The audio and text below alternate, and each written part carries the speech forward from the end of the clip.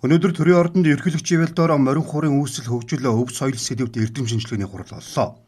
Морин хуур хөгжмийн талаарх ойлголтыг монголчууд хоёр ангилж үздэг. Олон жилийн туршид монголчуудын дунд морин хуурын үүслийн талаар домог үлгэр хэлцээр ирсэн. Жишээ нь хөхөн амжилтын домог, аргуусан хуурчин домог гэх мэтээр үздэг. Мөн хоёрдугаарт хөгжим судлаачдын үзэж байгаагаас морин хуур нь ихэл гэсэн утгатай ихэл хөгжмөөс гаралтай гэж үздэг. Энэ удаагийн эрдэм шинжилгээний хурлаар нийт 16 илтгэл хэлэлцүүллээ. Ер нь морин хуур бол одоо манай орчин цагийн морин хуур бол сэргэлт нь үндсэндээ одоо 1980-аад оны төгсөлтэй. Өөрөөр хэлбэл бид нар тэр үед хуучин нөгөө зөвлөх холбоот улсын л одоо нэг үзэл санааны нэг л хавсрах юм шиг л байдаг гэсэн зөвлөх холбоот улсад нэг перестройк гэдэг нэг юм гараад. Тэгээд ер нь үндэстнүүд ер нь өөрсдөө сэргээхгүй бол болохгүй юм байна гэсэн үзэл санаа. Тэгээд тэр үед чинь нөгөө мантхай хатан араман морман гардаг чинь үндэсний сэргэлт. Энэ сэргэлтийн үйл морин хуурыг дахин сэргээсэн гэж би бодож байгаа. Энэ бол морин хуурын шинэ үе эхэлсэн.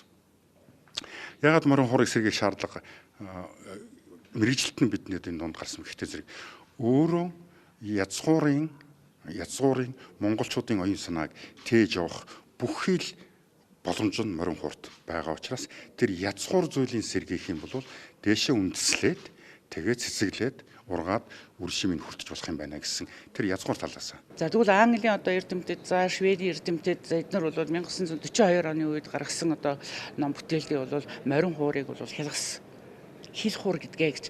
За Бадархын 60-нд гаргасан Гачтын Бадрахгүй одоо 60-нд гаргасан Монгол хөгжмийн түүхийн одоо сурвалжууд бол одоо хуур гэдэг нэр байхгүй хигээлээ гэж байгаа.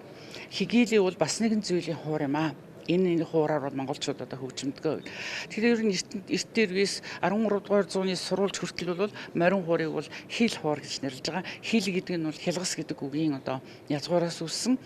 За тэгэхээр зэрэг туваа хил, казак хилэнд бол хил гэж байгаа. За игэл хуур гэж байгаа. Энэ нь бол одоо язгуур үгийн одоо язгуур нь бол үс гэсэн одоо утгатай. Тэгээ өөрөөр хэлэх юм бол тэр хялгасны хүчээр бол одоо хуур хөгжим бий болсон байна. Тийм учраас хуур хөгжмийг ерөөсөө хил гэж нэрлээ, хигээлээ гэж бичсэн байгаа. Морин хуур нь үүссэн цагаас эхлэн монголчуудын дуу хуур, бүжиг наадам, ардын баяр цэнгэлд голлох байр суурийг эзэлж ирсэн.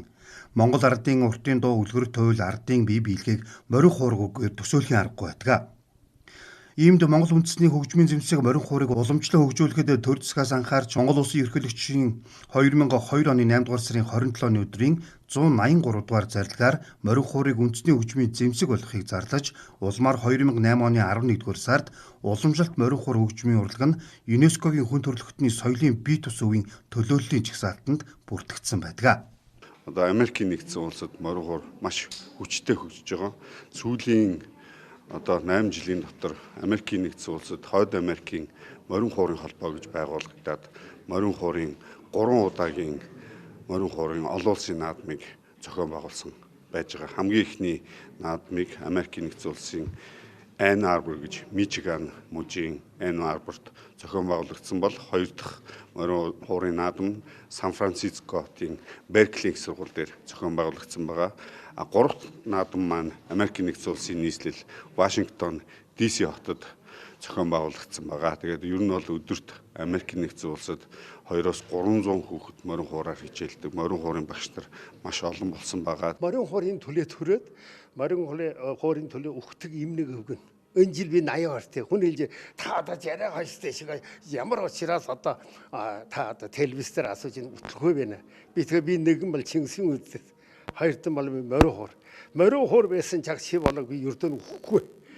Ямар учраас бол морин хуурын өгчөг тасрахуул чи болгын сүнс бас арилгүй. Тэгэл би одоо батлаа нэм залуу явж байна. Улсад залуучууд бүр хожгөр төжгөр бол өснө онж яана одоо сүн унтгүй гин. Би орой нэг цагт унтна. Өглөө 7 цаглаа бослоо морин хуур. Хөргөн дээр үлгэж яг морин хуураа үлдлээ дэлхэд наад жавг очир юу ч. Ийм нэг өвгөн. Тэгэд хүн энэ өвгөн солиотын өвгөн. Зарим солиогоос солиогүй болохгүй шүү. Хүний нэг нас гэдэг чинь хоосон ертөнж хонголдог хураа гэж Варан Багш шижинэ хэлсэн бай. Гэтэл хоосногүй яв хуур татах хэрэгтэй. Морин хуурыг түгээн дэлгэрүүлэх үйл хэрэгтэй тулгамдж байгаа асуудлыг тодорхойлохоор 2024 оны 5 дугаар сард Монгол Улсын ерөнхийлөгчийн ивэлдор морин хуурын анх дугаар чуулганы зохион байгуулж, морин хуур хөгжмийг хөгжүүлэх, зааж сургах, үйлдвэрлэх хүний нөөцч материалын баазыг нэмэгдүүлэх, судалгаа шинжилгээг нь дэмжин хөгжүүлэх, олон нийтэд зурчлах зэрэг ажлыг хөгжүүлэх талаар төрийн болон төрийн бас байгууллагууд хамтран ажиллаж эхлээд байгаамаа.